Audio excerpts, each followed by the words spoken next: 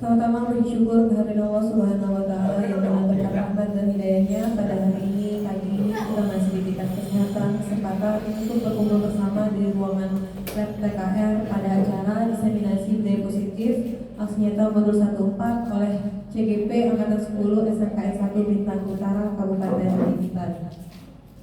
Tak lupa salawat beriring salam kita kirimkan kepada junjungan besar Nabi Muhammad SAW. Allahumma sholli ala sayyidina Muhammad wa ala ali sayyidina Muhammad.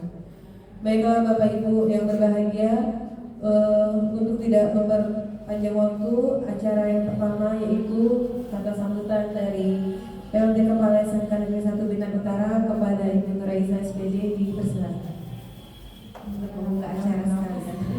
Tarik nafas dulu ya Bu.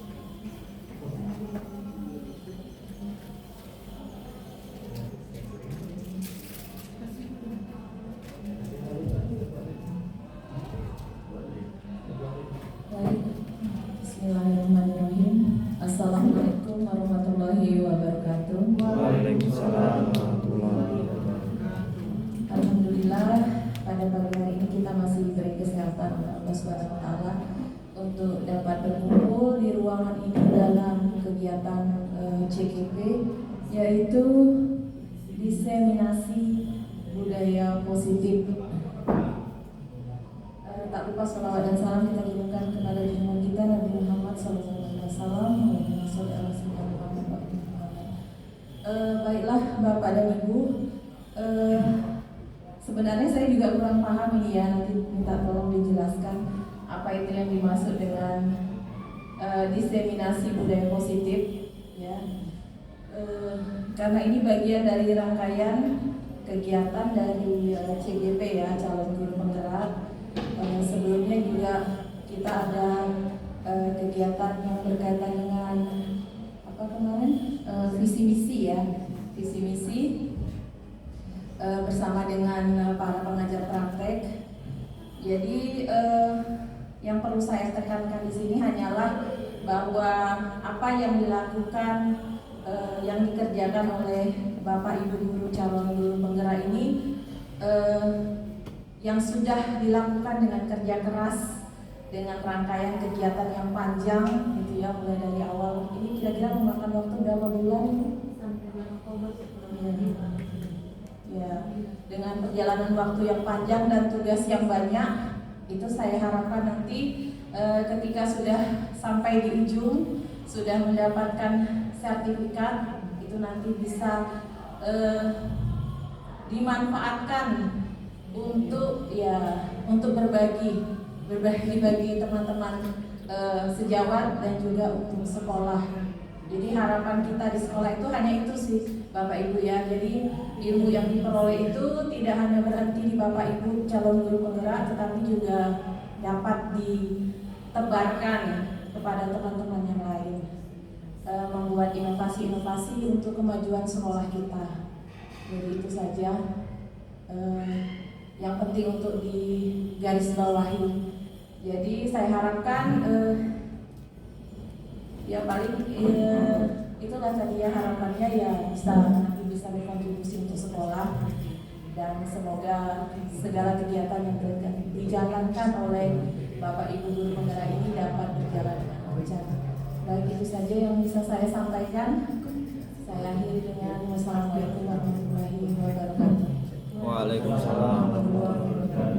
Terima kasih kepada Ibu Nuraisa atas sambutannya. Baiklah Bapak Ibu, untuk acara selanjutnya mungkin kami akan langsung memaparkan diseminasi budaya positif. Nah, untuk yang pertama akan dipaparkan oleh Pak Ali Muhammad. Kepada Pak Ali, silakan. Baik, terima kasih Feni. Untuk memulai, Bismillah, Assalamualaikum warahmatullahi wabarakatuh.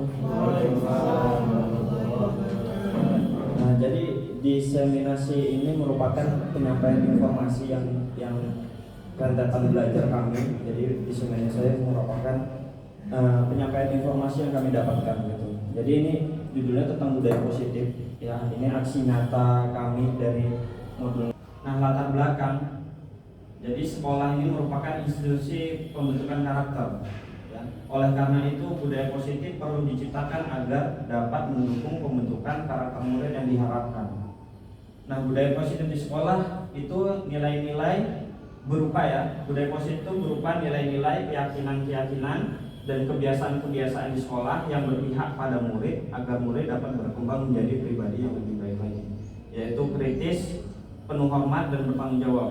Untuk membangun budaya yang positif, sekolah perlu menyediakan lingkungan yang positif pula dan menciptakan dengan merdeka, mandiri dan bertanggung jawab. Salah satu strategi yang perlu ditinjau ulang adalah bentuk disiplin yang dijalankan selama ini di sekolah kita. Jadi belajar, perubahan paradigma belajar, pembelajaran itu dengan paradigma baru merupakan pembelajaran yang dirancang berdasarkan prinsip pembelajaran berdiferensiasi. Nah, sehingga para peserta didik belajar sesuai kebutuhannya berdasarkan tahap perkembangan sesuai teori psikologi modern untuk mewujudkan profil pelajar Pancasila.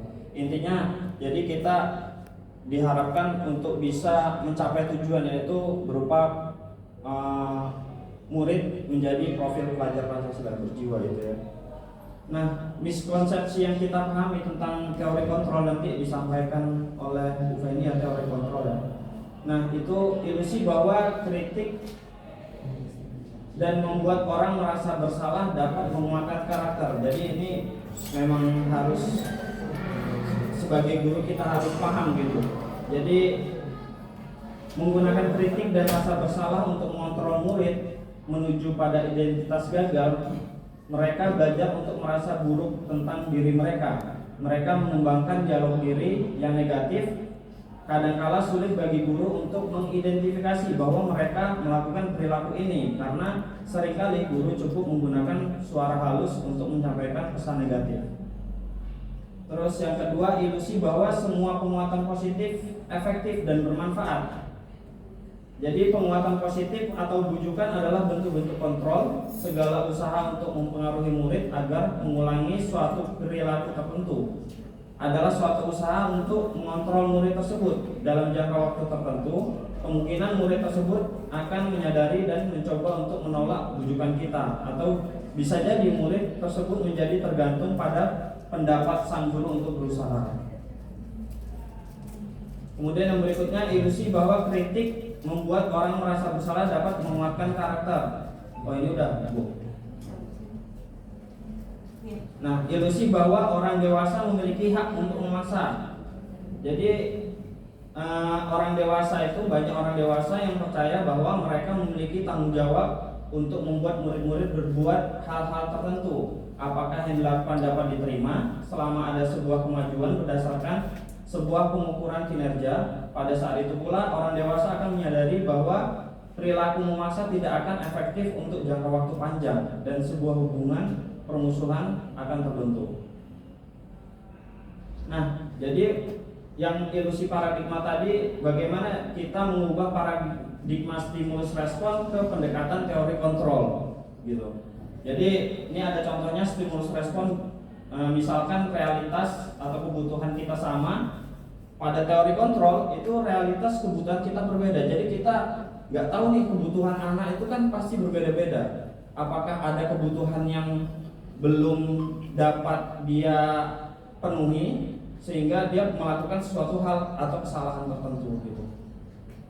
Selanjutnya, nah, disiplin positif. Kata disiplin itu nanti bisa di-searching sama-sama. Kata disiplin itu merupakan kata yang artinya belajar gitu ya. Nah, biasanya disiplin sering dihubungkan dengan hukuman. Padahal itu sungguh berbeda, karena belajar tadi itu tentang disiplin positif tidak harus dengan memberi hukuman. Justru itu adalah salah satu alternatif terakhir dan kalau perlu tidak digunakan sama sekali. Disiplin diri berarti mereka bisa bertanggung jawab terhadap apa yang dilakukannya karena mereka mendasarkan tindakan mereka pada nilai-nilai kebajikan universal. Nah, disiplin positif itu merupakan salah satu cara penerapan disiplin yang bertujuan untuk menumbuhkan kesadaran serta memberdayakan peserta didik tanpa imbalan penghargaan, reward, ancaman atau hukuman. Nah, Ki Hajar Dewantara menyatakan untuk menciptakan murid yang merdeka, syarat utamanya itu adalah harus ada disiplin yang kuat. Nah, disiplin yang dimaksud adalah disiplin diri yang memiliki motivasi internal. Jadi bagaimana kita membentuk murid kita bisa paham dan bertanggung jawab terhadap motivasi internal mereka gitu. Nah, manfaat disiplin diri antara lain dapat menggali potensinya menuju kepada sebuah tujuan, dihargai dan bermakna. Kemudian dapat mempelajari bagaimana cara kita mengontrol diri, mempelajari bagaimana menguasai diri untuk memilih tindakan yang mengacu pada nilai-nilai yang kita hargai dan bisa bertanggung jawab terhadap apa yang dilakukannya karena mereka mendasarkan tindakan mereka pada nilai-nilai kebajikan universal. Nah, nilai-nilai kebajikan sendiri itu merupakan nilai yang disepakati bersama, lepas dari suku, bangsa, agama, bahasa maupun latar belakang. Nah, profil pelajar Pancasila yang pertama itu ya beriman dan bertakwa kepada Tuhan Yang Maha Esa dan berakhlak mulia, berkebinekaan global, gotong royong, mandiri, kreatif dan bernalar kritis. Terus yang Ibu Primary Years Program itu ada toleransi, rasa hormat, integritas, mandiri, menghargai, antusias, empati, keingintahuan, kreativitas, kerjasama, percaya diri dan komitmen. Kemudian ada keterampilan hidup, dapat dipercaya, lurus hati, pendengar yang aktif, tidak merendahkan orang lain, dan memberi yang terbaik dari diri. Nah, tujuan disiplin positif yang untuk mencapai nilai-nilai kebajikan tadi itu tujuan utamanya yaitu mencapai profil pelajar Pancasila yang sudah dijelaskan tadi. Nah, ini ada 3 motivasi perilaku itu nanti disampaikan oleh Pak Wisnu ya. Oke, silakan Pak Wisnu.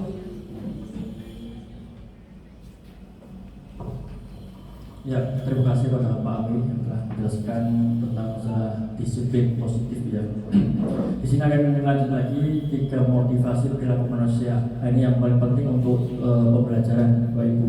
Karena kita akan memberikan pembelajaran yang menyenangkan pada anak. Yang kedua, anak itu sering terjadi permasalahan. Nah, permasalahan apa kita nanti tahu dari motivasi atau 3 motivasi perilaku manusia. Yang pertama itu menghindari ketidaknyamanan atau hukuman. Ini sering kita temukan pada anak-anak. Dia melakukan sesuatu tapi takut. Ya, wah nanti ini Pak Rio marah sama saya. Nah, jadi di sini dia melakukan kebaikan itu berdasarkan rasa takut. Itu. Yang kedua, mendapatkan imbalan atau penghargaan. Ini juga sering kita lakukan. Nanti kalau kamu melakukan ini, nanti ibu kasih penghargaan. Kalau di kelas bintang 1, nanti dapat penghargaan lagi siswa terbaik di kelas. Nah, sebenarnya itu tidak bagus untuk diterapkan di pembelajaran. Karena apa? Nanti anak akan terbangun rasanya itu karena mengejar suatu imbalan itu. Jadi bukan anak itu ingin belajar apa yang ingin dicapai, tapi apa yang nanti akan saya dapatkan dari setelah saya melakukan itu. Gitu. Yang ketiga, ini yang harus dijadikan atau harus kita bangun, menjadikan orang yang mereka inginkan dan menghargai diri sendiri dan nilai-nilai yang mereka percaya. Jadi kesalahan yang dia buat itu harus kita tanyakan apa dasarnya dia itu melakukan itu. Ya. Apa yang membuat anak itu melakukan tindakan itu? Ini sering dilakukan oleh BK, mungkin ya Bu awal ya. Untuk mengetahui motivasi anak ya, melakukan untuk anak nggak berangkat itu motivasinya apa, ya kan? Anak bermasalah itu motivasinya apa? Kan ada anak itu melakukan tindakan yang tidak menyenangkan itu karena satu dia mau cari jati diri di situ. Habis itu dia melakukan kesalahan karena di rumah ada masalah keluarga. Itu di bawah segala itu yang perlu kita tahu. Anak itu punya keyakinan untuk dirinya untuk memperbaiki, bukan berdasarkan atas hukuman atau imbalan untuk melakukan kebaikan itu. Ya, walaupun ini sedikit agak susah diterapkan, tapi ini untuk menjadikan budaya positif di lingkungan kita. Lanjut. Nah, ini langsung lanjut ke materi restitusi. Ini yang jarang kita dengar, restitusi. Restitusi apa? Proses menciptakan kondisi bagi murid untuk memperbaiki kesalahan mereka sehingga mereka bisa kembali pada kelompok mereka dengan karakter yang lebih. Karakter yang lebih itu apa? Dia itu bisa memahami atau menyadari kesalahan apa yang telah dia lakukan, terus apa yang perlu dia perbaiki. Nah, itu restitusi ini. Ini jarang kita dengar. Yang sering kita dengar cuma hukuman imbalan. Kalau nanti nggak lakukan, kayak kemarin ngepel, roh rapat, cuma itu bagian dari hukuman. Tapi kalau itu diterapkan secara restitusi, kita cari tahu kenapa permasalahan anak itu apa. Kok kemarin itu terlambat. Ya, ini nanti ada contoh juga video seperti apa menangani secara restitusi. Terus ciri-ciri tindakan restitusi itu apa? Yang pertama, restitusi bukan untuk menebus kesalahan itu, bukan untuk biar anak itu apa ya, melakukan kebaikan berdasarkan apa yang dia lakukan, kesalahan yang dilakukan itu. Restitusi adalah tawaran bukan paksaan. Ya, ini yang sering juga terjadi. Tawaran bagaimana nanti kalau bapak bantu untuk biar nanti kamu nggak kena marah sama Pak Kurni kan gitu, ada yang nolong gitu, terus menuntut untuk melihat ke dalam diri. Jadi untuk menuntut untuk melihat ke dalam diri. Jadi diharapkan anak itu bisa memahami dirinya sendiri. Itu. Habis itu restitusi mencari kebutuhan dasar yang mendasari tindakan. Ini yang paling penting. Ini yang perlu dicari dari sebuah permasalahan. Kenapa anak melakukan sebuah tindakan yang tidak benar atau tidak sesuai itu. Nah, itu paling penting. Nah, ini perbedaan dua ibu. Ini adalah hukuman, ya, konsekuensi, restitusi. Kalau konsekuensi dalam restitusi jadinya disiplin. Tapi yang paling bagus itu restitusi. Kenapa? Yang pertama, kalau hukuman, murid atau anak belajar menyembunyikan kesalahan karena anak ada ketakutan. Nah, kalau itu gimana? Nah, itu dari identitas yang gagal. Habis itu konsekuensi, murid anak belajar taat peraturan. Nah, sering kita dapatkan sekarang itu peraturan. Jadi nanti setelah pembelajaran ini kita bisa mengubah peraturan itu menjadi apa biar tidak menjadi ketakutan anak lagi. Itu. Terus yang paling baik adalah murid anak belajar memecahkan masalah. Ini yang diharapkan, ya Bapak Ibu. Habis itu mencoba mengontrol anak dengan pemahaman negatif atau membayar impas kesalahan, itu hukuman. Mencoba mengontrol anak dengan pemahaman positif. Habis itu anak paham bahwa dirinya sendiri yang pegang kendali kontrol. Nah, harapan dari beberapa poin-poin ini kita dituju untuk menjadi yang restitusi. Itu Bapak Ibu. Lanjut. Nah, ini ringkasannya dari hukuman dan restitusi sama restitusi. Itu ada 3 rencana tiba. Murid tidak tahu apa yang akan terjadi atau tidak dilibatkan, bersifat satu arah, itu hukuman. Habis itu konsekuensi, terencana, sepakati sesuai aturan, murid tetap dibuat tidak nyaman. Ini masih karena ada peraturan-peraturan yang mengikat, jadi anak itu masih sama-sama hukuman ini karena ada peraturan di sini. Habis itu restitusi, ini yang membangun prosesi menciptakan kondisi bagi murid untuk memperbaiki kesalahan. Ini berdasarkan keyakinan dari anak itu sendiri. Itu ya, selanjutnya. Nah, saya punya itu aja, Bu. Nah, wonderful itu. Jadi biar nanti, ini Bapak Ibu, ya.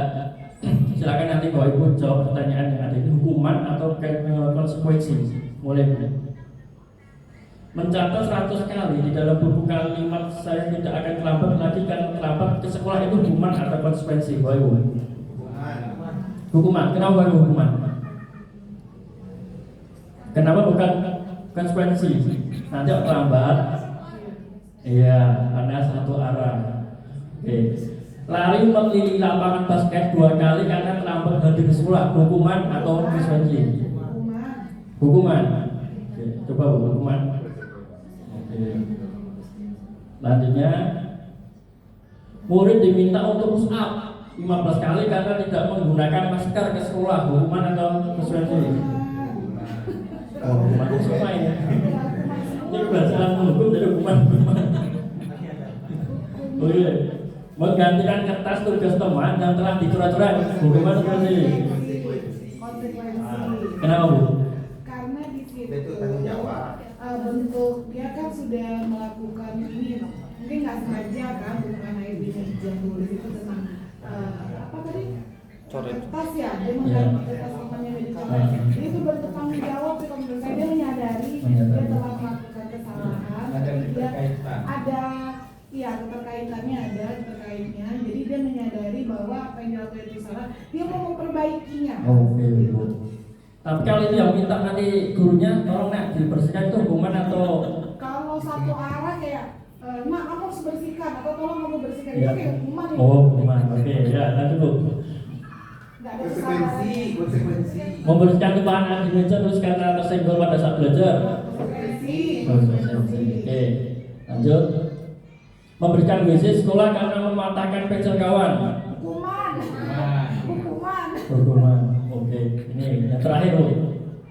Lari mengelilingi lapangan basket 2 kali karena terlambat 10 menit untuk pelajaran PJK. Awak? Konsekuensi. Ya, yang hukuman apa? Bu Evelyn tadi hukuman. Gimana Bu Evelyn tanggapannya? Yang hukuman. Saya konsekuensi. Ada hukuman dulu. Hukuman apa konsekuensi? Ayo, Bu Evelyn. Ya kamu jawab. Pertanyaan aja enggak apa-apa. Lari mengelilingi lapangan menurut saya pasti anak ini bukan dari inisiatif diri dia sendiri kan. Kamu ini lari keliling lapangan karena melakukan kesalahan. Tapi kalau nggak itu sebuah hukuman karena kan diperintahkan. Kalau konsekuensi dari anak itu sendiri pasti itu dari diri dia, nggak ada kata 2 kali terus 10 menit seperti itu. Oke. Ya, terima kasih pada Bu Evelyn. Oke, sekarang yang konsekuensi ini guru kita. Kalau saya konsekuensi karena dari kalimatnya itu sepertinya sudah ada kesepakatan antara guru dan muridnya sebelumnya. Nanti kalau misalnya terlambat, konsekuensinya apa gitu kan? Nah, ya itulah konsekuensinya mengelilingi lapangan basket karena adanya kesepakatan di awal mungkin antara guru dan muridnya. Jadi akibat dari perbuatan terlambat itu dia harus menerima konsekuensinya, itu konsekuensinya. Tapi nggak tahu juga ya. Ya, ini untuk lari mengelilingi lapangan basket 2 kali karena terlambat 10 menit untuk pelajaran. Ini pelajaran Bu, pelajaran PJOK. Ya, karena pelajaran kalau dia disuruh lari itu pas enggak? Karena pemanasan dulu, peregangan dulu, ya kan? Nah, jadinya jawabannya apa Bu? Konsekuensi. Oke, nanti silakan kalau bisa.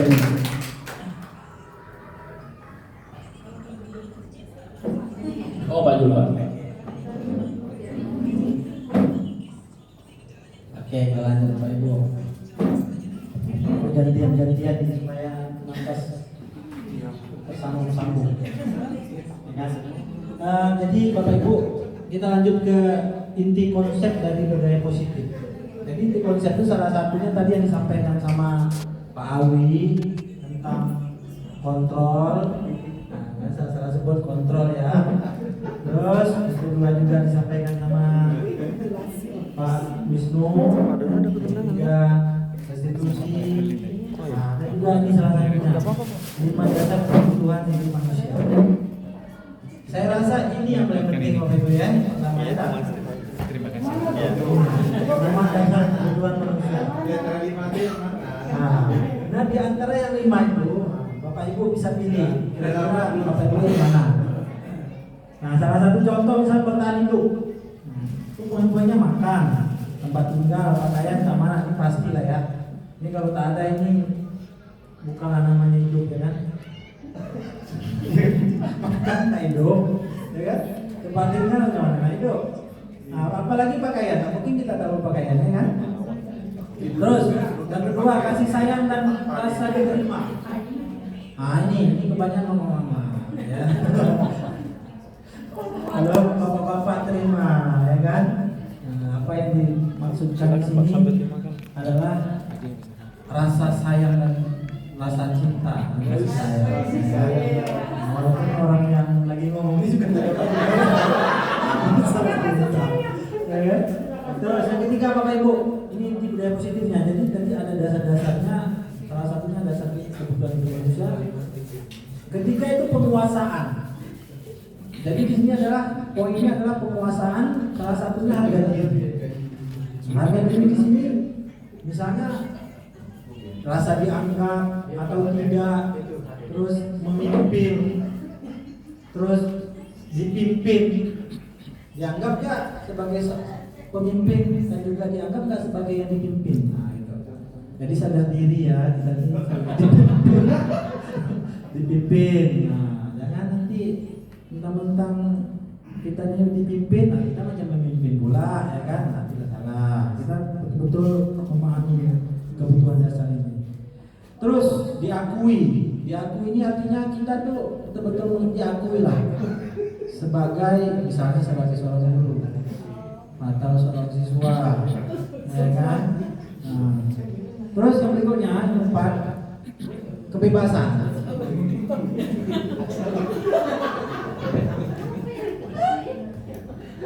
Kebebasan. Saya ngomongnya kebebasan dalam hal ini kebutuhannya bebas. Manusia butuh kebebasan. Manusia butuh kebebasan. Salah satu poinnya mandiri. Mereka mandiri, terus memiliki pilihan. Tentu kita memiliki pilihan, ya kan? Itu adalah sebuah kebebasan. Mau pilih A, pilih B, terserah, itu adalah kebebasannya. Terus mencoba hal-hal yang baru, terserah, itu hal baru itu juga sebuah kebebasan. Itulah kebutuhan dasar. Terus mampu mengendalikan arah dirinya, ya kan? Itu adalah salah satu bagian dari kebutuhan dasar manusia di bagian kebebasan. Terakhir kesenangan. Nah, kesenangan ini juga bagian dari kebutuhan dasar manusia yang nanti kedepannya menjadi budaya-budaya positif yang akan kita terapkan, salah satunya di sekolah kita ini. Misalkan kita tunjukkan, salah satunya adalah bermain, humor, antusias, ya, terus tertawa, tersenyum, ya. Nah, berbeda ya, dengan membuli, itu udah kita, ya kan? Bapak Ibu, 5 dasar kebutuhan manusia. Di 5 ini muncul sebuah keyakinan, yaitu keyakinan kelas. Apa itu keyakinan kelas? Adalah kesepakatan yang telah dilaksanakan secara bersama-sama di dalam kelas. Nah, di sini kan ada banyak senior-senior kita ya, gitu, ya paham lah bagaimana melaksanakan keyakinan kelas di dalam kelas, ya kan, atau di dalam sebuah forum. Nah, salah satunya mungkin dalam balik kelas melaksanakan keyakinan kelas, bagaimana kehidupan di dalam kelasnya bisa menyenangkan, peraturan-peraturan itu dirubah menjadi sebuah keyakinan kelas. Jadi tidak lagi sebuah peraturan yang dilaksanakan di dalam itu, tapi sudah paradigmanya sudah dirubah menjadi sebuah keyakinan kelas. Jadi Bapak Ibu. Nah, pertanyaannya adalah mengapa kita memiliki peraturan tentang penggunaan helm? Salah satu helm, terus apalagi masker, ya. Kenapa harus pakai masker? Ya. Masker. Ini orang Melayu biasanya masker. Apa yang enggak disebut? Terus, kenapa pakai helm? Tentu kita pakai helm ini tentu ada alasannya, bukan karena polisi, ya kan? Nah, itu keselamatan, ya kan? Ya, mentang-mentang diubah polisi jarang razia, nggak usah lah. Kenapa? Nggak ada polisi. Bukan dasar. Dan itu dirubah menjadi sebuah keyakinan, bagaimana mereka yakin bahwa apa yang menjadi panduan-panduan bahasa-bahasa, misalnya helm, masker, dapat mereka yakinkan bahwa itu adalah sebuah sesuatu yang hal yang positif yang harus dibudayakan. Terus nilai keselamatan dan kesehatan inilah tadi yang disebutkan adalah sebuah keyakinan. Kesehatan, keselamatan itu keyakinan yang harus kita terapkan dalam kehidupan berbudaya positif. Seperti yang ini menurut Gosen, salah satu ahli tentang keyakinan ini, Suatu keyakinan akan lebih memotivasi seseorang dalam atau memotivasi secara intrinsik, secara dalam dirinya.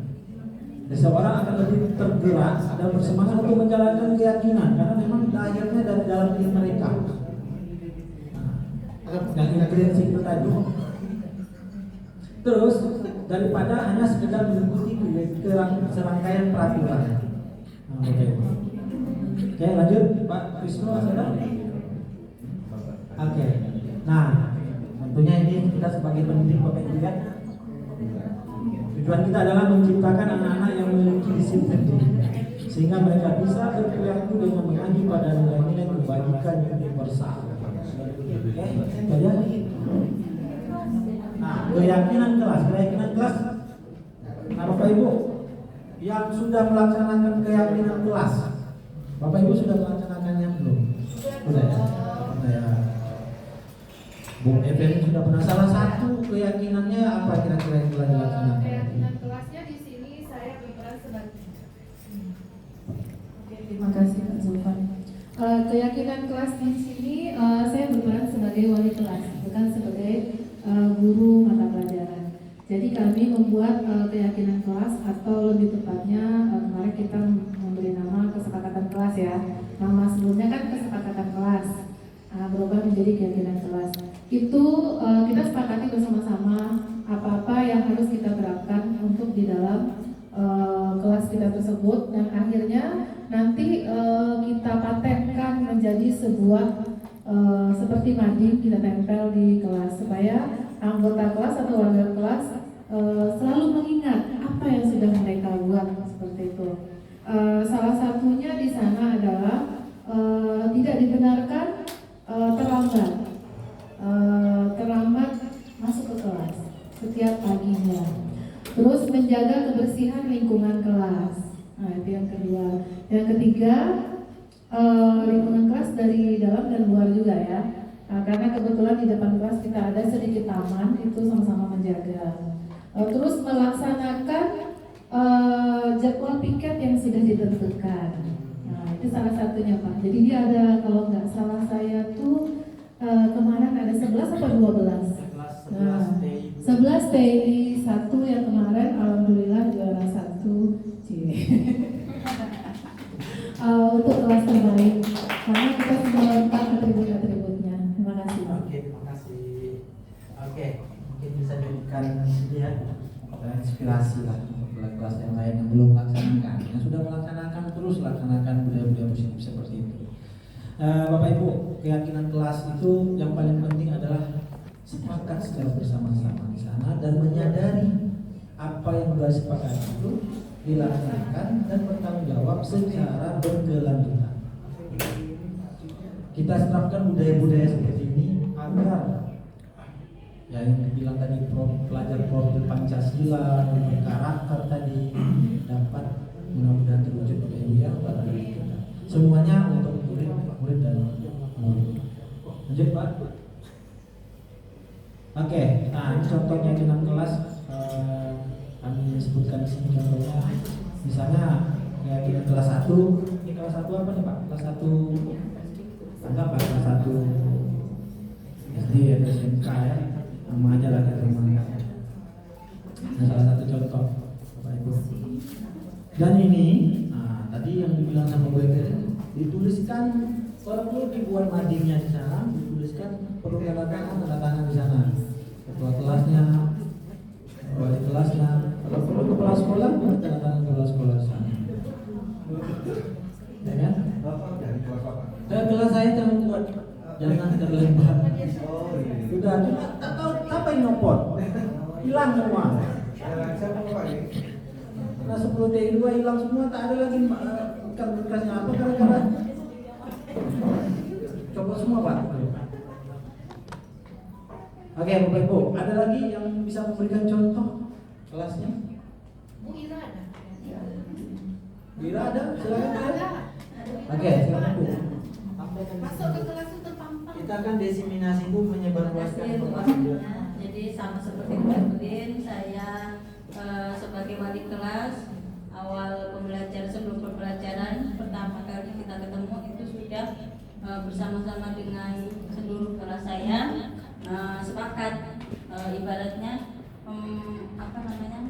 mereka memberikan pendapatnya masing-masing untuk kesepakatan yang akan kita sepakati. Kemudian setelah didapatkan garis besar kesepakatan berapa poin, kita tanyakan lagi apakah ini disepakati semua kelas, dan jawabannya iya. Kemudian di makro saya pun juga sudah ada kesepakatan kelas juga. Jadi awal pembelajaran kami juga berembuk dulu sama anak-anak bagaimana untuk pembelajaran IPAS. Kalau misal contohnya Pak ya, kalau misal kesepakatan itu misal berapa menit, terlambat 10 menit atau 15 menit, maka ada kesepakatan apa yang akan konsekuensi apa yang akan mereka lakukan. Misal apa ada konsekuensinya di situ Pak, sudah disepakati jadi seperti itu. Ya, coba boleh menambahkan. Ya Bu, setelah tadi saya sampaikan 3 motivasi Bu, kita kan diarahkan menuju restitusi Bu. Kalau tadi Bu Ira sampaikan, Bu Evelyn sampaikan itu betul sepakatan kelas. Itu disusun, itu hampir sama dari peraturan kelas jadinya. Tapi kalau kita yang pasti yakin kelas, hasil dari ibu, termasuk nanti anak tidak, apa tadi Bu Ira tadi, kesalahan anak tadi, terlambat, itu harus ada dasarnya itu Bu, keyakinan apa yang ada pada di keterlambatan kelas itu. Nah, seperti disiplin waktu, itu yang akan dibangun kepada anaknya, disiplin waktu. Bukan masalah kita memberikan anak nanti dia seperti tadi Bu bilang konsekuensi tadi itu, kita arahnya ke situ. Jadi yang kita bangun keyakinan apa tuh yang anak tadi itu terlambat itu enggak terbangun. Dia akan menjawab keyakinan disiplin Bu. Disiplin seperti apa yang nanti anak itu tingkatkan.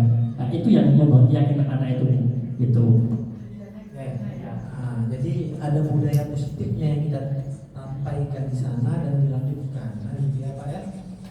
Oke Bapak Ibu, sama. Jadi bukan hanya keyakinan kelas di situ saja, tapi juga masuk ke mata pelajaran kita yang kita laksanakan, kita yakinkan kepada anak secara bersama. Apalagi saya matematika Bapak Ibu. Matematika di kelas saya juga seperti itu, keyakinan kelas baru juga saya beberapa kali saya laksanakan. Karena tidak mengerjakan tugasnya, mereka merasa apa kira-kira menjadi identifikasi masalah mereka, terus mereka sadar dengan apa yang mereka lakukan itu salah dan mereka memperbaikinya dan tidak akan melaksanakannya lagi.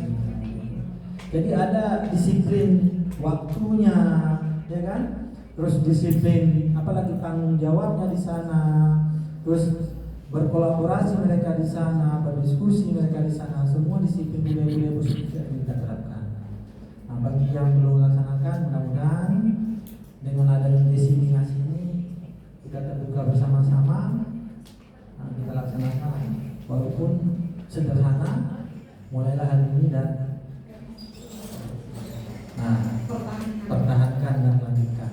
Oke, tadi Pak. Segitiga restitusi siaga. Silakan Bu Penny Handai. Oke, terima kasih Pak Julfan. Nah, pada pemaparan terakhir oleh saya, mungkin saya akan menjelaskan sedikit tentang segitiga restitusi dan posisi kontrol seorang guru di sekolah. Jadi mungkin segitiga restitusi ini sudah disinggung oleh Pak Wisnu sedikit tadi ya, mengenai apa sih itu segitiga restitusi. Nah, kembali mengingat bahwa segitiga restitusi itu merupakan proses menciptakan kondisi bagi peserta didik untuk memperbaiki kesalahan mereka, sehingga mereka bisa kembali pada kelompok mereka dengan karakter yang lebih kuat. Nah, tadi sudah dijelaskan oleh Pak Wisnu apa itu perbedaan antara hukuman, konsekuensi, dan restitusi. Karena untuk menciptakan suatu budaya positif, disiplin positif di sekolah, alangkah baiknya apabila restitusi ini ditanamkan pada kondisi lingkungan sekolah kita. Nah, untuk tahapan segitiga restitusi ini ada 3 tahapan. Yang pertama itu, langkah pertama itu adalah menstabilkan identitas. Nah, pada tahap ini tujuan dari segitiga pada bagian dasar ini adalah untuk mengubah identitas anak dari anak yang gagal karena melakukan kesalahan menjadi orang yang sukses. Jadi pada tahap menstabilkan ini mungkin contohnya ada anak terlambat ya, ada anak terlambat, kita tanyakan dulu mengapa kamu terlambat. Nah, jadi kita stabilkan dulu identitas mereka, kita tenangkan dulu. Jadi kita sebenarnya pada kurikulum Merdeka sekarang ini ya, kita lebih ditekankan kepada semua ini adalah haknya siswa. Oke, guru hanya sebagai fasilitator. Makanya untuk restitusi ini lebih baik ditanamkan pada kurikulum sekarang. Ini untuk tahap yang pertama. Nah, untuk tahap yang kedua ini ada validitas tindakan yang salah. Nah, pada langkah ini kita sebagai guru harus memahami dan menemukan kebutuhan dasar yang mendasari tindakan anak tersebut. Contoh tadi anak terlambat, kita harus tahu dulu mengapa sih anak ini terlambat. Nah, kemudian menurut teori kontrol, semua tindakan manusia baik atau buruk pasti memiliki maksud dan tujuan. Jadi maksud kita memvalidasi tindakan yang salah tadi, nah mengapa kamu terlambat? Dan jika sudah distabilkan, kita tanyakan lagi, kamu bangun jam berapa? Tidur jam berapa? Ngapain aja tadi malam? Tapi kita nggak boleh pakai marah-marah ibu-ibu sekarang. Jadi sekarang ini kita menekankan semuanya, kita harus muridlah pemenangnya, bukan kita pemenangnya gitu.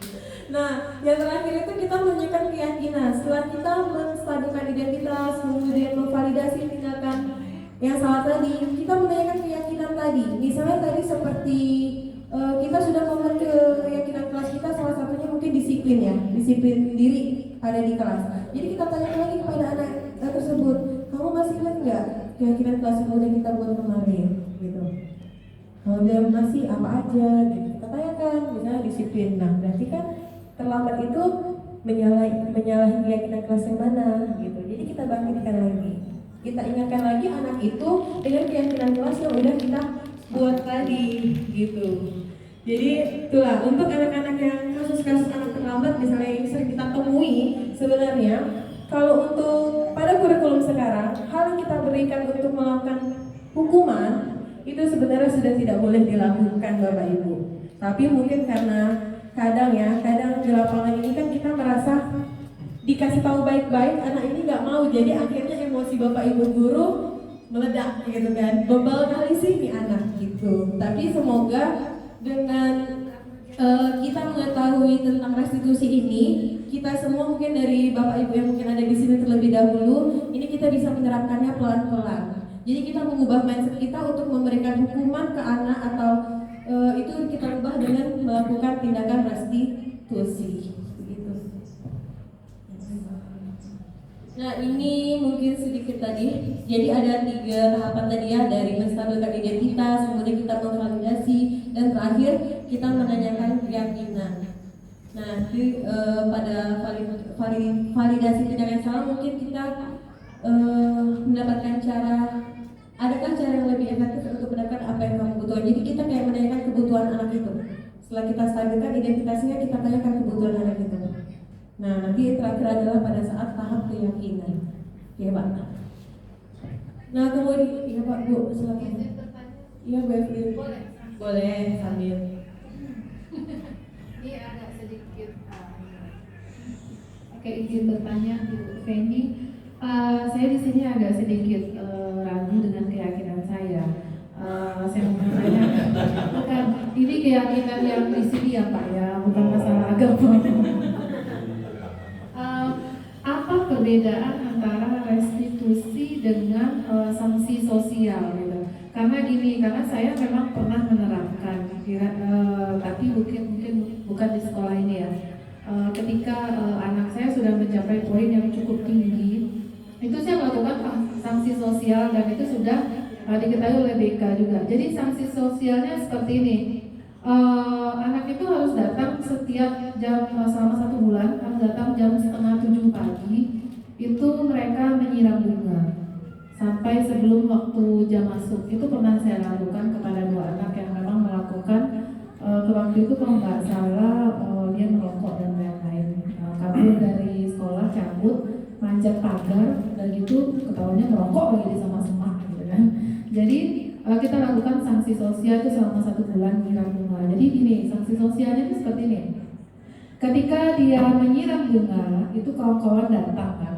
Nah, itu melihat, sehingga dia jadi ada rasa malu dan langsung bilang, Bu, saya kapok, nggak mau lagi saya seperti itu. Dan alhamdulillah sampai anak itu selesai, itu memang tidak pernah lagi berbuat. Dan itu sepengetahuan orang tua. Ketika kita panggil orang tua dan itu kesepakatan dengan orang tua, Ibu, saya mau anak saya sanksi sosial saja. Jadi nyiram bunga sama nyapu memang di bagian gerbang yang melihat kawan-kawannya seperti itu. Tapi itu tidak lama.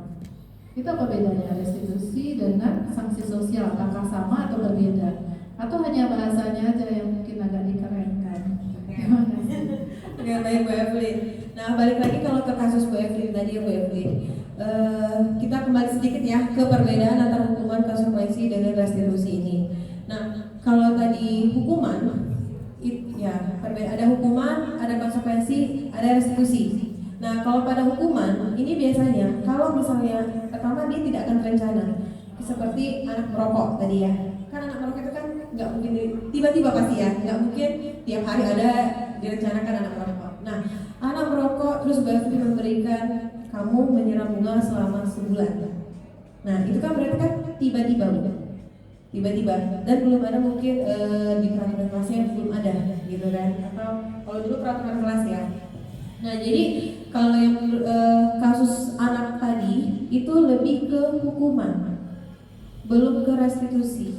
Jadi kalau misalkan sudah kita terapkan restitusi, misal anak merokok nih, kita panggil dulu anaknya.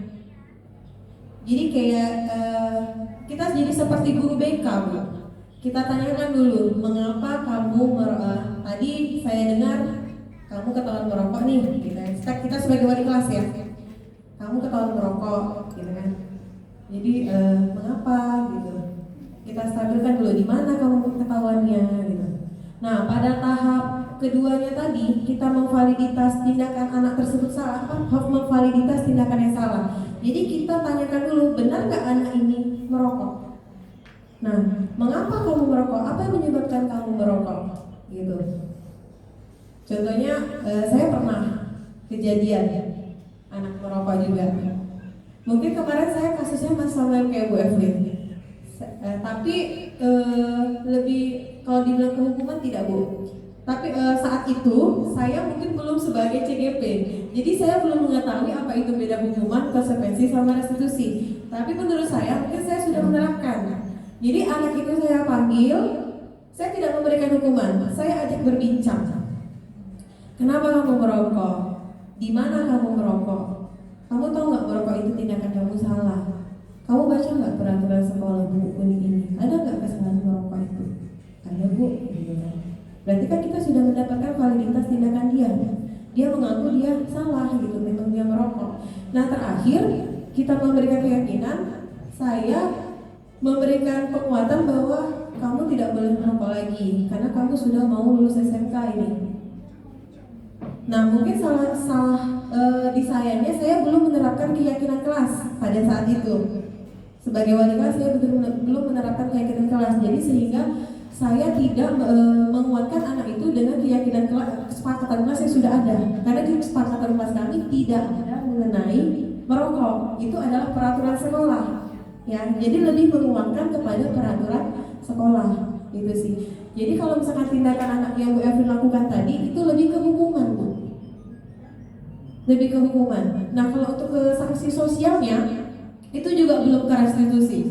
Jadi kalau di restitusi ini kita mengembalikan keadaan kepada supaya anak ini lebih kayak sadar, lebih sadar dari diri dia sendiri, tapi tidak dengan paksaan, harus dengan kalau tadi kan ada hukuman dulu, baru dia kembali gitu kan. Kalau restitusi tidak boleh, Bu. Iya, kita harus menumbuhkan kesadaran anak itu sendiri dari dalam diri anak itu sendiri. Dengan apa? Dengan bimbingan tadi lebih tepatnya. Jadi intinya kita nggak boleh langsung memberikan hukuman atau konsekuensi, gitu.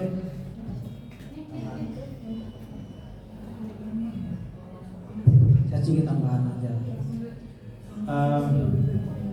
Bahasanya itu mungkin ya, kalau dibilang sanksi itu kan masalahnya kan hukuman ya, walaupun dalam bentuk sosial dan lainnya berbeda.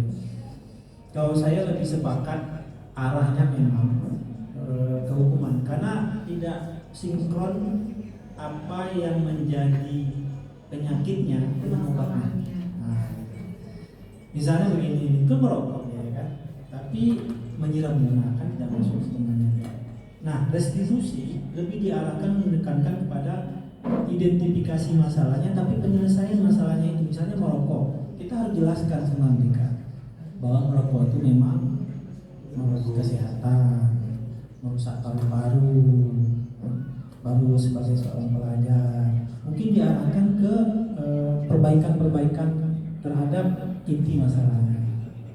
Mungkin masalah disiplin waktu, saya rasa lebih bagus yang datang jam 7. Itu cocok sih sebenarnya kalau masalah disiplin waktu.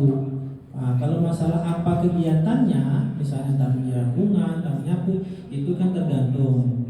Yang penting mereka disiplin waktu. Kalau saya rasa untuk rokok sih lebih di restitusinya. Kalau itu tadi sanksi itu lebih ke hukuman. Saya sepakat dengan apa yang dikatakan Bu Penny. Tapi diarahkan restitusinya ke merokok itu bagaimana? Kesehatan. Mungkin sadar dia bahwa rokok itu memang membahayakan kesehatan. Apalagi disampaikan di rokok itu ada tuh kata-kata ngerinya kan, merokok ya, kalau dibilang-bilang itu kalau di dasar-dasar lah itulah. Nah itu yang Bu Evelyn saya sepakatnya Ya, seperti terima itu. kasih Pak Ustaz. Jadi agak sedikit ini ya Pak ya, tadi yang saya sampaikan agak sedikit masuk sama saya gini. Ketika seorang anak melakukan kesalahan, terus kita memberikan sanksi yang sesuai dengan kesalahannya.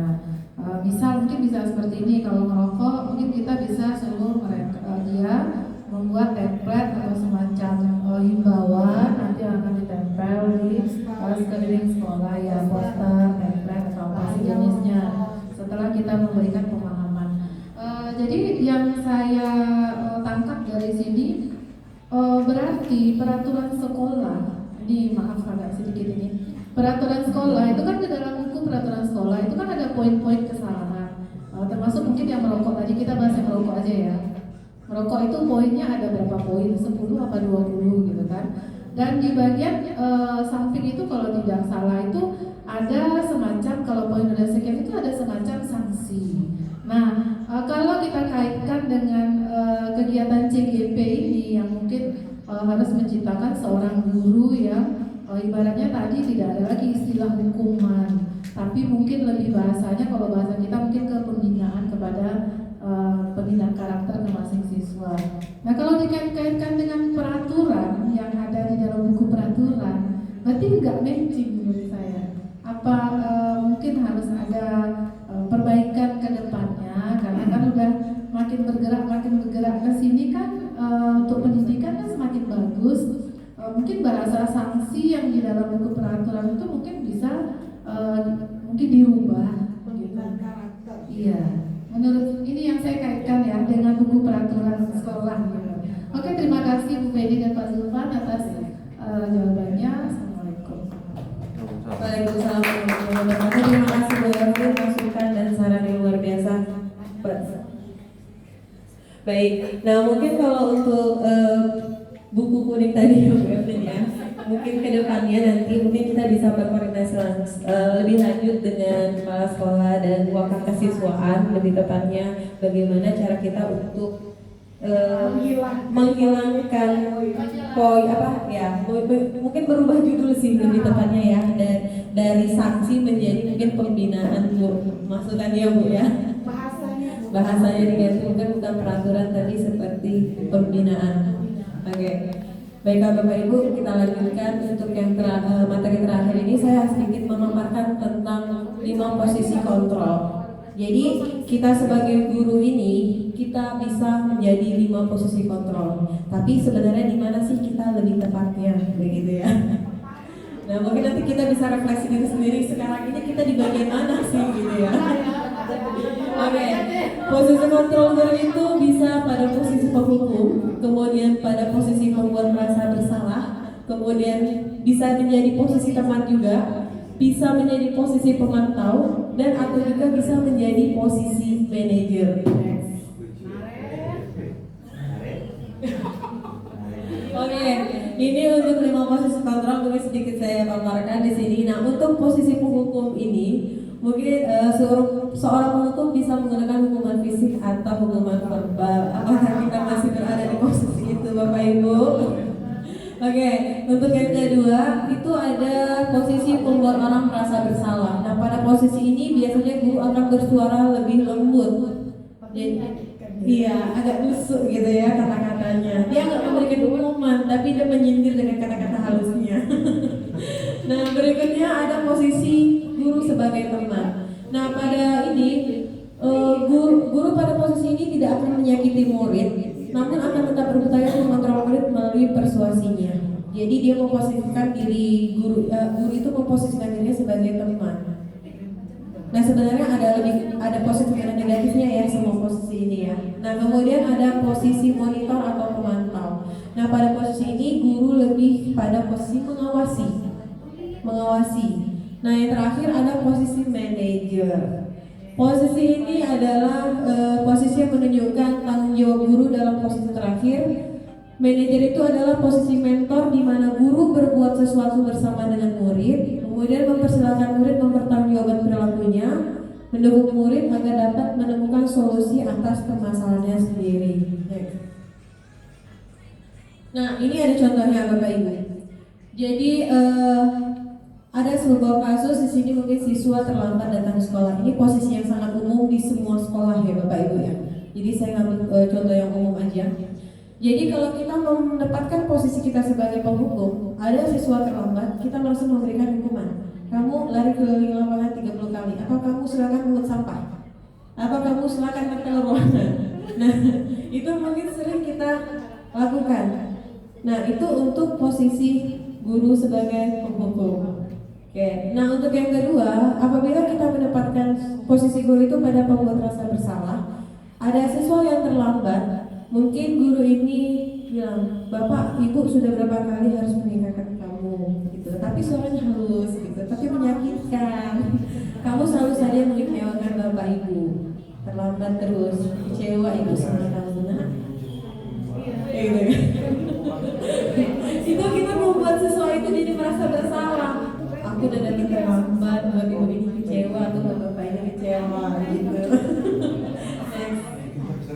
Nah, kemudian kalau kita memposisikan posisi guru itu sebagai teman, ada siswa terlambat, guru ini akan ayo dong ikuti aturan sekolah. Jadi kita berperan sebagai teman. Kamu ayo dong ikuti peraturan sekolah. Kalau membantu Bapak Ibu ya jangan terlambat lagi. Gak apa-apa lah kali ini terlambat, tapi besok-besok jangan ya gitu. Jadi kita memposisikan kita sebagai teman gitu. Ya cica ya, hari ini aja Bu, besok enggak ya udah masuk asana. Nah, itu kita masih memposisikan diri kita sebagai teman gitu ya. Oke, nah untuk posisi kita sebagai pemantau nih. Ya, kalau sebagai pemantau, misalnya kamu sudah melanggar aturan sekolah, kamu tahu konsekuensinya kan? Nah, kamu harus tetap di kelas saat jam istirahat. Jadi ada konsekuensi nih. Jadi kita lebih sebagai memantau. Gitu. Nah, yang terakhir itu pada posisi manajer. Kalau pada posisi manajer ini mungkin lebih bagus ya. Jadi misalnya ada sesuatu terlambat, kita akan menanyakan apakah kamu tahu kesalahanmu, kemudian kira-kira bagaimana cara kamu untuk memperbaiki kesalahanmu. Jadi pada posisi manajer ini kalau kita kaitkan dengan segitiga restitusi yang sudah yang dipaparkan tadi. Nah, posisi guru ini lebih tepat ke posisi manajer. Apabila seorang guru itu sudah mampu menerapkan salah satunya itu adalah restitusi pembelajaran tadi. Itu Bapak Ibu. Jadi posisi kontrol seorang guru ini kembali lagi kepada diri kita masing-masing Bapak Ibu. Kita mengharapkan posisi kita berada pada bagian yang mana? Karena kita semua mengharapkan kita berada pada posisi manajer ya Bapak Ibu ya. Jadi di mana kita mampu membuat siswa itu sadar akan kesalahannya sendiri dari dalam dirinya sendiri, tidak melalui hukuman gitu ya. Jadi itu tadi posisi manajer. Jadi saya berharap kita yang ada semua di sini bisa menjadi atau bisa mencapai pada posisi guru sebagai seorang manajer. Nah, baiklah Bapak Ibu, kesimpulannya hari ini itulah dalam penerapan program disiplin positif, hendaknya guru memiliki standar kepribadian, profesional dan sosial yang baik, di mana guru mampu berefleksi pada posisi kontrolnya saat ini, bagaimana perjalanan dirinya sebagai seorang among atau posisi manajer yang menuntut murid-murid menjadi insan yang mandiri, merdeka dan bertanggung jawab. Baik Bapak Ibu, mungkin hari ini sekian pemaparan tentang budaya positif oleh kami CGB Angkatan 10 Sekretaris Besar Bintang Utara. Baik, saya ucapkan terima kasih. Oke. Saya mau jawab apa? Nggak ada video kemarin. Mau diputarkan? Aduh, Jadi Pak, boleh diputarkan Pak contoh video ilustrasi. Jadi mungkin ini ada contoh penerapan penerapan segitiga restitusi ya Bapak Ibu ya. Saya pengalaman nih Bapak Ibu semalam. Saya berkumpul dengan teman-teman yang CGB. Tiba-tiba ada anak yang terlambat, jadi saya panggil. Awalnya saya pengen marah Bapak Ibu, dan tiba-tiba diingatkan oleh Pak Zulfan, restitusi Bu Penny. Ya udah, saya nggak jadi marah. Berarti bagus ya kalau langsung sadar ya. Sebenarnya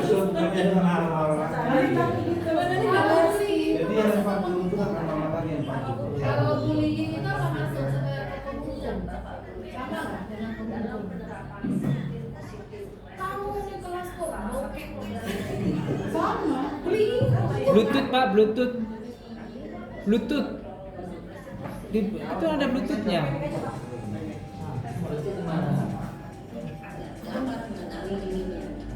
Bluetoothnya kan ada.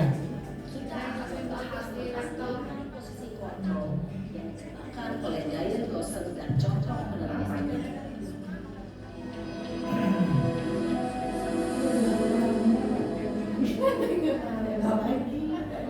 Posisi kontrol Saya dari posisi video dari orang gimana? Bluetoothnya Pak, itu ganti Bluetoothnya. posisi pemantau atau monitor, dan 5 posisi manajer. Untuk lebih memahami kelima posisi tersebut, mari kita saksikan kasus Naren yang terlambat hadir 20 menit di sekolah dan melihat bagaimana kelima posisi kontrol dalam menghadapi masalah tersebut.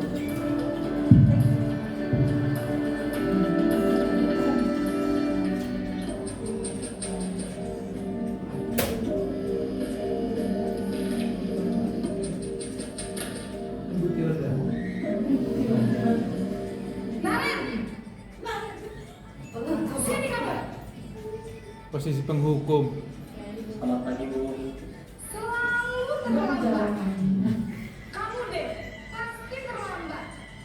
Maaf Bu, saya Apa coba? Apa lagi?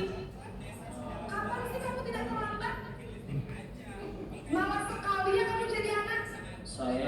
Dasar pemalas. Gak kapok-kapok sih kamu. Ada di bawah. Sana. Kamu keliling lapangan 2 kali. kenapa saya harus di lapangan basket Bu? Ini siapa ini ya? Kira-kira Kamu lawan ibu. yang cocok nih gurunya siapa ini? Yang cocok siapa nih?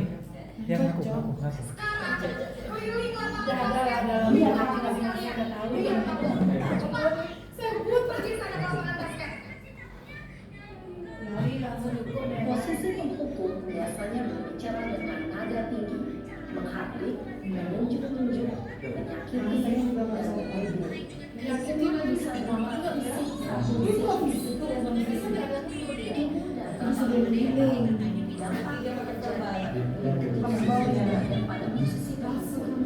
Berarti kalau ada mulutnya yang menyajikan, berarti dia itu posisinya paling bawah.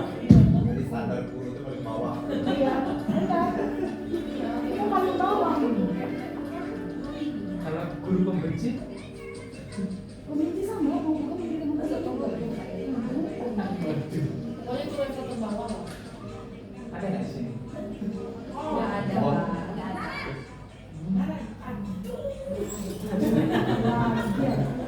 Ada apa ya punya?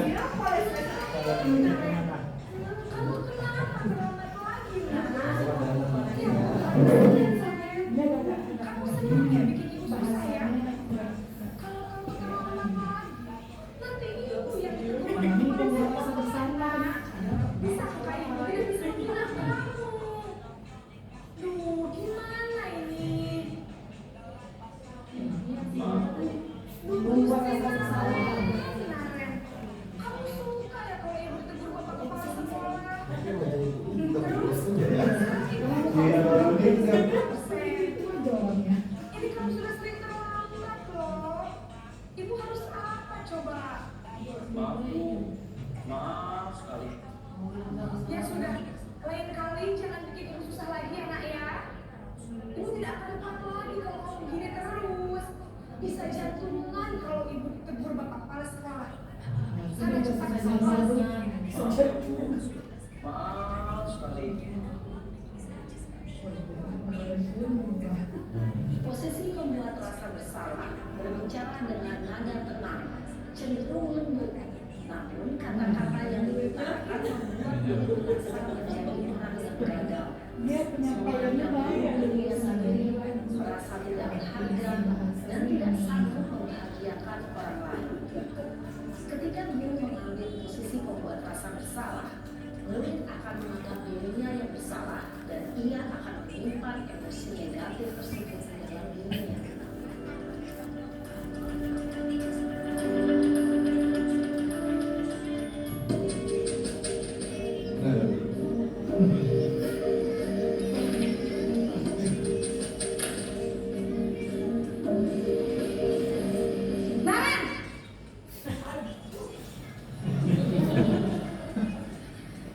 Selamat pagi, Bu.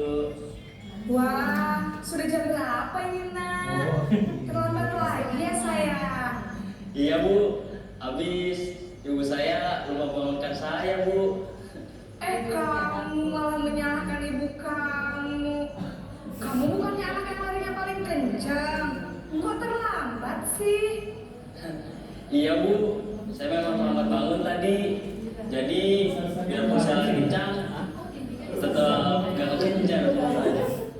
Ya sudah sana. Nanti lain kali larinya lebih kencang lagi ya. Biar gak terlambat lagi. Bikin senang ibu. Demi ibu. Bisa kan? Bisa lah Bu. Ya sudah sana masuk kelas. Ibu beresin urusan absen kamu. Kamu ini ada-ada saja. Dalam posisi teman, guru berbicara dengan nada suara ramah, akrab, cenderung bersenda gurau untuk menjaga suasana tetap santai. Murid akan merasa senang, aman, dan akrab dengan guru. Identitas yang tercipta adalah identitas sukses atau berhasil. Namun, perlu diingat, karena ini masih dorongan eksternal, maka ada faktor ketergantungan dari murid kepada orang tertentu. Di sini, guru absennya, sehingga di lain waktu, murid bisa berperilaku baik, namun hanya kepada orang-orang tertentu saja.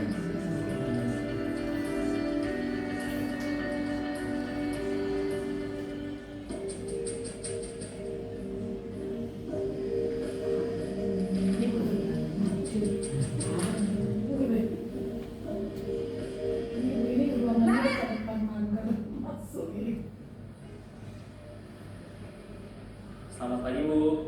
Naren, apa peraturan sekolah kita tentang jam berapa kita harus masuk sekolah, nak? Kita harus di sekolah jam 7 Bu. Iya betul, sekarang sudah jam 7.20. Naren sudah tahu konsekuensinya jika terlambat hadir. Paham Bu. Saya harus tinggal kelas pas jam istirahat selama 20 menit. Iya benar, konsekuensinya demikian. Jadi nanti jam 9.30 pas istirahat, kamu harus tinggal di kelas, kerjakan tugas tambahan untuk ketertinggalan kamu, ya? Baik Bu. Posisi pemantau mengandalkan penghitungan atau data untuk mengontrol murid. Guru mengarahkan murid berdasarkan peraturan dan konsekuensi. Seorang pemantau menunjukkan bahasa tubuh dan ekspresi wajah yang datar dan cenderung formal.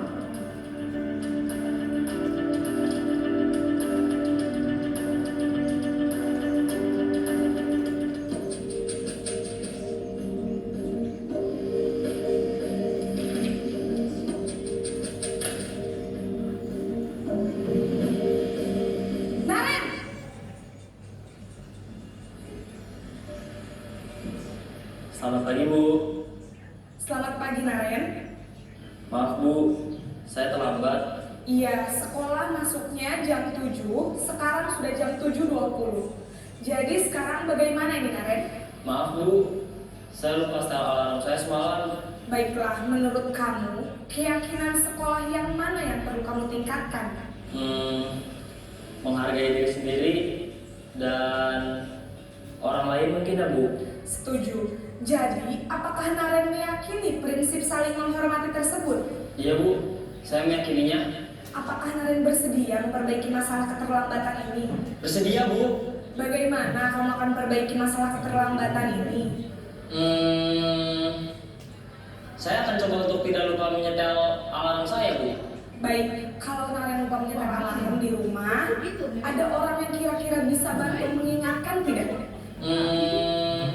Ada Bu, kakak saya, Kak Emma. Ada lagi selain Kak Emma? Selain Kak Emma, ada ibu saya. Baik, jadi yang mengingatkan Naren adalah Kak Emma dan ibu kamu ya? Kira-kira akan mulai setel alarm kapan nih Naren? Setelah pulang sekolah, akan segera saya lakukan. Baik, jadi Naren akan setel alarm untuk bangun besok pagi dan akan diingatkan oleh kakak dan ibunda Naren ya. Ada lagi yang mungkin perlu dilakukan Naren agar tidak terlambat bangun lagi? Tidak ada Bu. Baik Naren, terima kasih untuk kerjasama kamu. Sekarang kamu perlu kembali ke kelas untuk belajar. Baik Bu, terima kasih. Posisi manajer adalah posisi kontrol yang disarankan untuk membimbing murid memiliki sikap disiplin yang positif. Baiklah Bapak Ibu, mungkin itu sudah ada sedikit cuplikan tentang 5 posisi kontrol seorang guru di sekolah. Jadi mungkin kedepannya kita bisa memposisikan diri kita lebih baik yang mana. Itu kembali ke refleksi diri masing-masing ya Bapak Ibu. Nah baik, iya. Nah baiklah Bapak Ibu, sebelum menutup acara ini mungkin kita akan dipimpin doa oleh Pak Riu. Ya Pak, silakan. Oh ada catatan sebentar ya Pak. Assalamualaikum warahmatullahi wabarakatuh. Ini ada 2 yang ingin saya sampaikan kepada Bapak Ibu berkaitan dengan penyampaian Pak Wisnu tadi ya, mengelilingi lapangan 2 kali. Jadi ini kalau saya lihat ini masih syubhat. Kalimatnya masih syubhat. Kenapa? Karena syarat yang dikatakan syarat sebuah keyakinan kelas itu harus terkait ada sebab akibatnya yang menghasilkan solusi yang tepat gitu kan. Jadi kalau sempat lapangannya itu besar gitu kan, luas, suruh 2 kali, nah, habis juga napasan itu ya. Dan juga itu harus dilihat ketika dia terlambat dia tuh ketinggalannya apa. Kalau memang mereka tuh lagi latihan fisik misalnya kan, dan memang melakukan lari seperti itu, maka anak yang terlambat ini boleh kita perlakukan sama dengan kawannya. Jadi ini harus dilihat sebelumnya tuh ngapain anak-anak gitu kan, dan materinya tuh apa. Kalau misalnya main basket mereka latihan melempar bola ke keranjang, maka ini tidak tepat untuk dilakukan hal yang seperti ini. Jadi memang syaratnya harus kait mengait dan menghasilkan solusi yang tepat. Kemudian tadi pas penyampaian Pak Zulfan tadi, Bu Evelyn ada menyampaikan bahwasanya keyakinan kelasnya itu tidak terlambat masuk kelas ya Bu tadi. Jadi di sini untuk keyakinan kelas itu memang merupakan budaya positif. Jadi semua bahasanya pun harus positif ya. Jadi kata-kata tidak terlambat itu boleh kita ganti dengan datang tepat waktu. Jadi mungkin itu saja untuk mengingatkan ya Bapak Ibu. Saya lihat tadi udah cukup bagus semuanya, dan juga penampilan dari CGP Angkatan sekarang sudah semakin luar biasa. Terima kasih. Assalamualaikum warahmatullahi wabarakatuh. Terima kasih kepada Pak Kopni atas masukan dan sarannya. Nah, baiklah Bapak Ibu, sebelum mengakhiri kegiatan, alangkah baik kita untuk berdoa kepada Pak Riu. Saya mohon untuk memimpin doa. Terima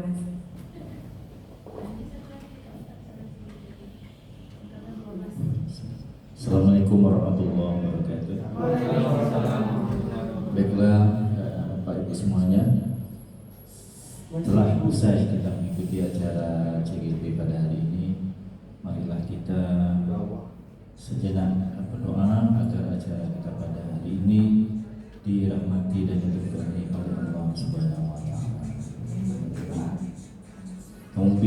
minasyaitonirrajim. Bismillahirrahmanirrahim. Alhamdulillahirabbil alamin. Hamdan syakirin, hamdan na'imin, hamdan wa fi ni'amahu wa kafi mazidan.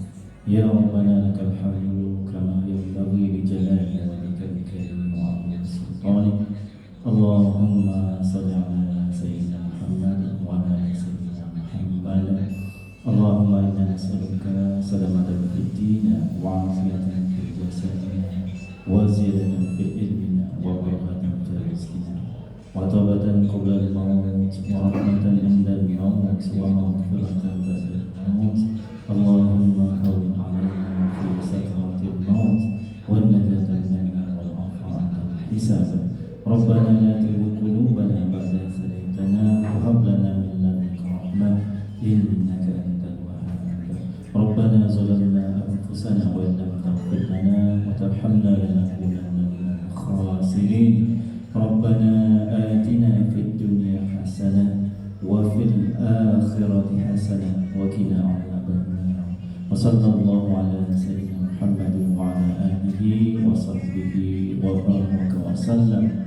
Subhana rabbika rabbil izzati amma yasifun wa salamun alal mursalin walhamdulillahi rabbil alamin. Assalamualaikum warahmatullahi wabarakatuh. Terima kasih kepada Pak Riu. Baik Bapak Ibu, mungkin ini adalah akhir kegiatan kami hari ini. Terima kasih kepada Bapak Ibu yang telah hadir. Mungkin sebelum menutup acara kami mohon kesediaannya untuk foto bersama. Oke, bisa Bapak Ibu. Oke, sedikit pantun. Lupa. Bakar kertas menjadi abu. Abu ditebar di angkasa. Terima kasih Bapak Ibu telah datang di acara kami yang istimewa. Terima kasih.